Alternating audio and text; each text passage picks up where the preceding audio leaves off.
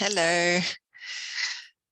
Today I want to be talking about mindset a little bit more. It's like my my one thing. I talk about it all the time, of course.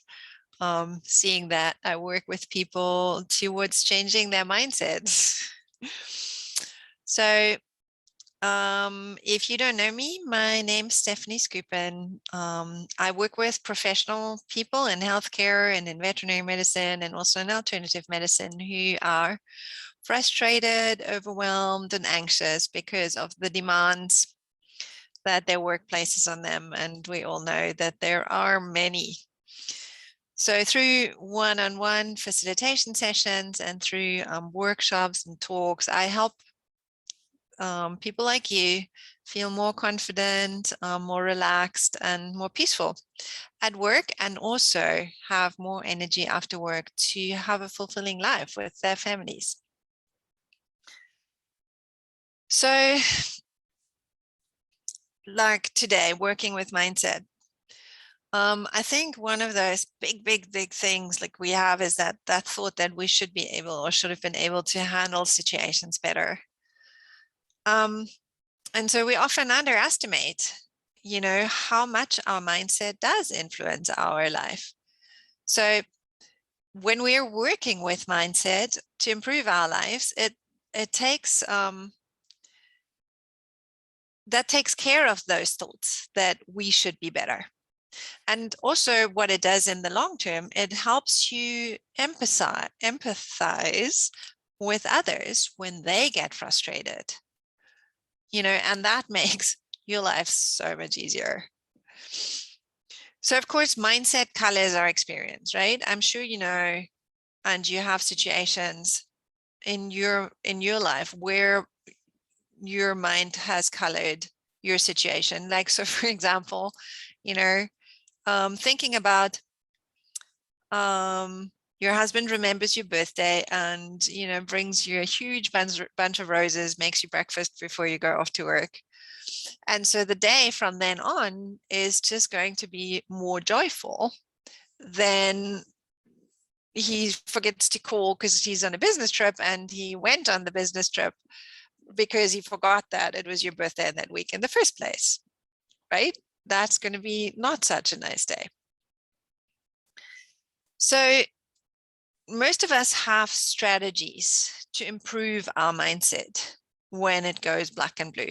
Like when we've reached a certain age, we've just come to that, like, yeah, I mean, this is just sometimes what happens. Emotions come and go, like a mindset, like sometimes we have a blue day, and then we do learn strategies that help us cope better. And, that's really great. It's one of the things that I teach is some of these strategies as well. But the trouble is that when we get triggered by something or someone, we forget to use those strategies, right?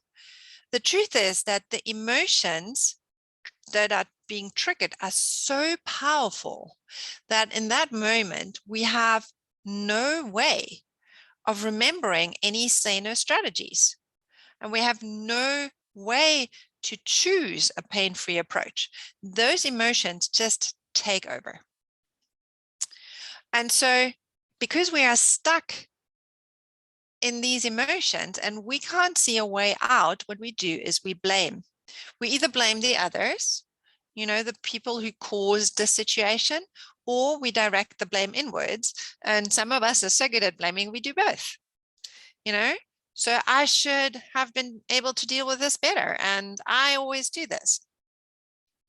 So just know you are not to blame. The most important step out of these cycles is to understand that you are not to blame for this. This is the way that you have been conditioned from early childhood until now. Like our life keeps reconditioning us in this. This is the way the human mind works, and it will continue to be that until you take a step aside and go like, oh, why is that the case? And what can I do to do it differently? So this is not a personal problem, or it's not a personal failure. It's also not the shortcoming of other people in your life. It's not.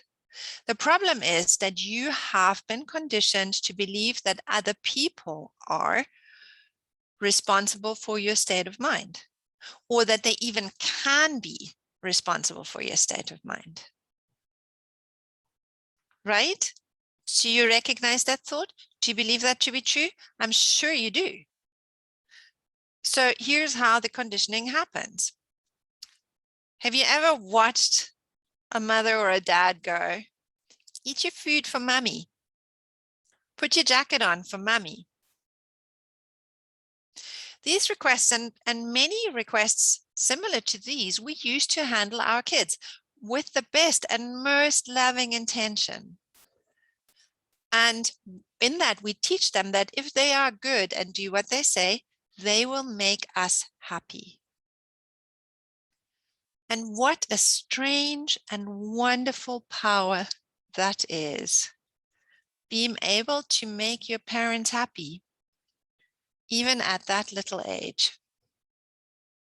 And then in school, we earn appreciation through being good students, right? Being a rebel is really just the other side of the same coin. You get appreciation, you get attention and appreciation through being bad.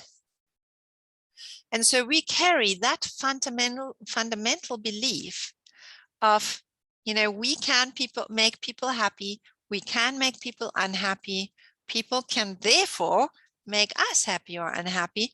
We carry that into our relationships and into our working lives. So if you have taken any course in wellness or self-care, you've most probably come across the need for boundaries.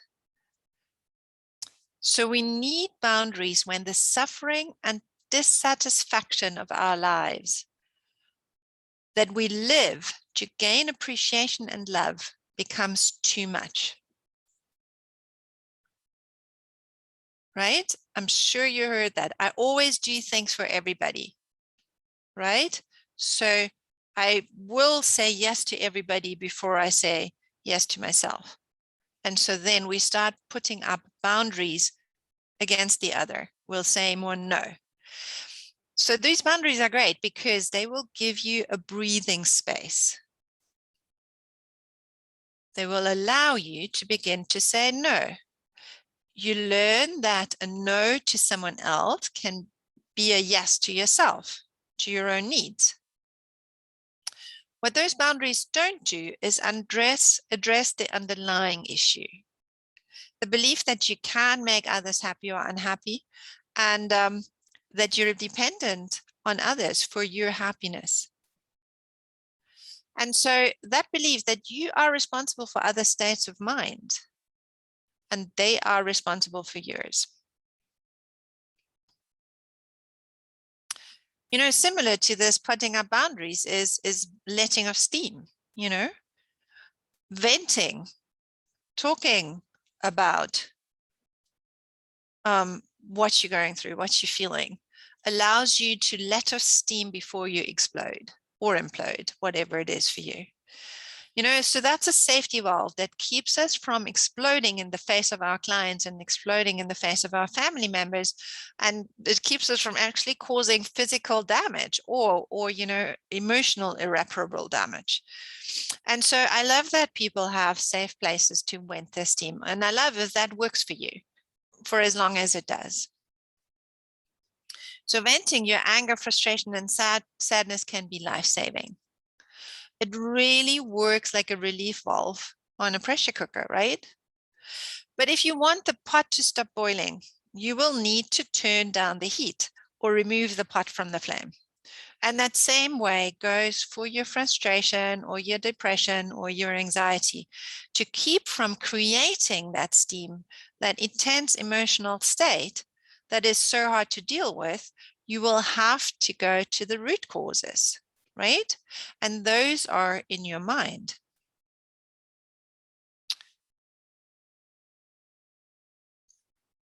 So people keep saying to me, surely the world is at least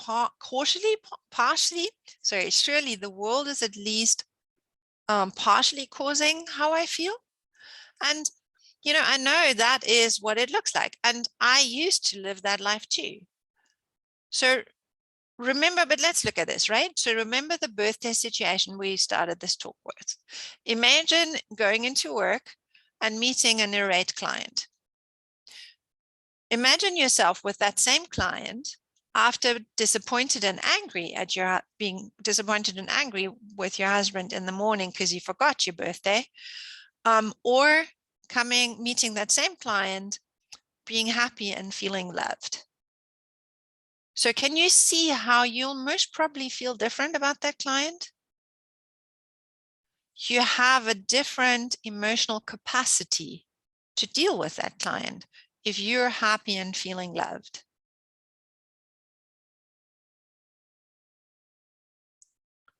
But that client hasn't changed. The only thing that is different is the mindset that you bring into the situation. So this is really powerful stuff.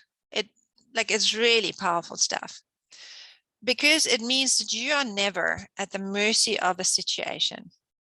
Once you understand that it is your state of mind that dictates how you feel, you can start to take responsibility for it. And that is such a powerful thing to see. It is the first step to take if you are overwhelmed by your negative emotions in any situation, and especially if that happens a lot. You need to step back from blaming you or others and come back to yourself.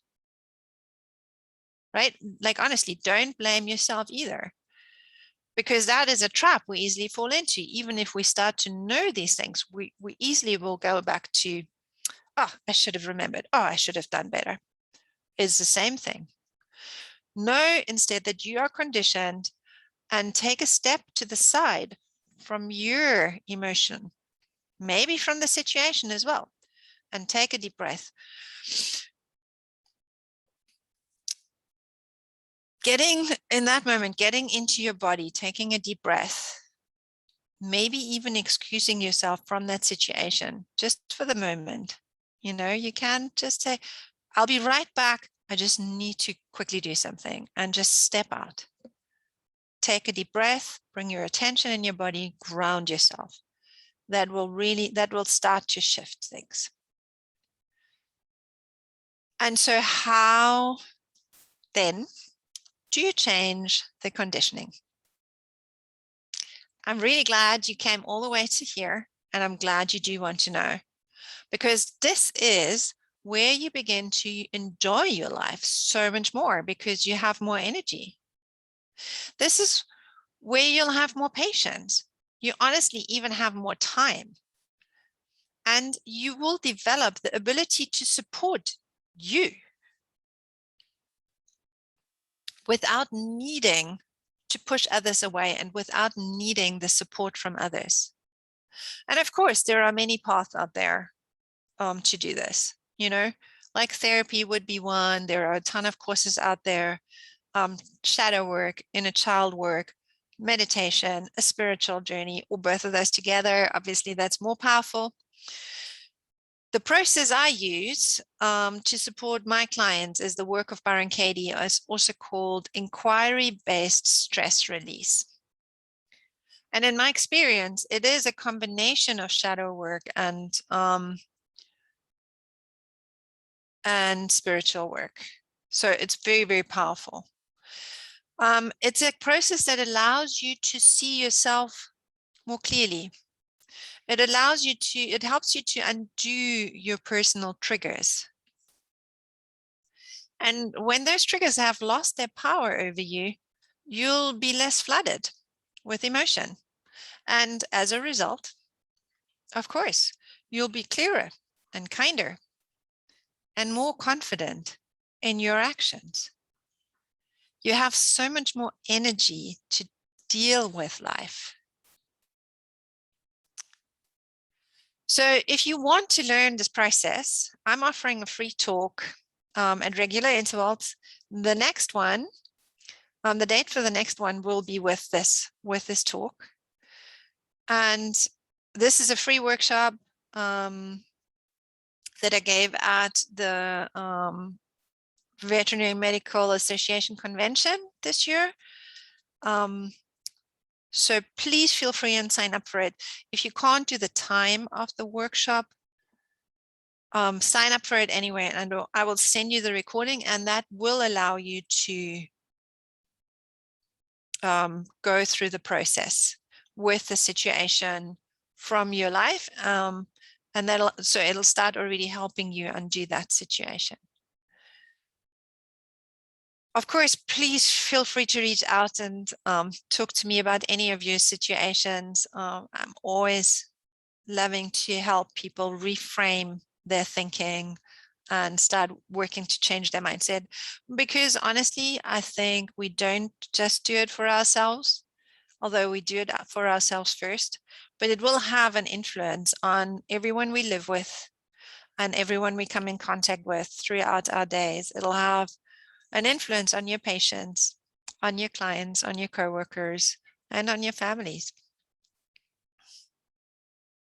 So I love that you've come all this way through this talk, and hope to see you in one of my sessions or at this workshop. Have a good day.